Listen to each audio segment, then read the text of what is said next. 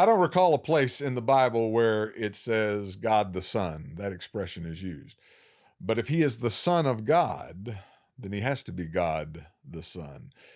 John 3:16 teaches this very clearly. God, talking about the Father, so loved the world that he gave his unique Son in order to save the world.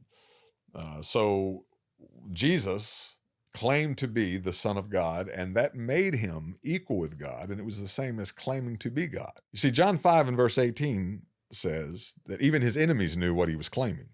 When he said God was his Father, he was claiming to be God. He was making himself equal with God, and that's one of the reasons that they wanted to kill him.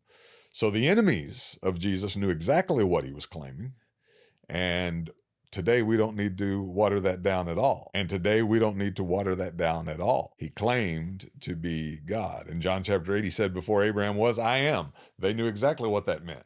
When Moses asked God in Exodus chapter 3, whom shall I say has sent me when I go before Pharaoh? Tell them I am has sent you.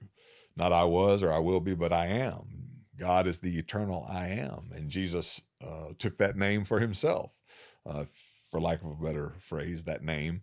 But he said, I am. Before Abraham existed, I am.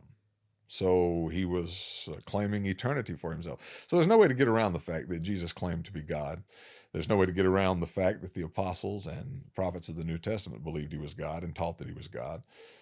That's what the Bible teaches. It's just important to realize he did not claim to be God the Father. He was talking about being God the Son. And that's who he was, who he is, who he will always be. He is the great I am.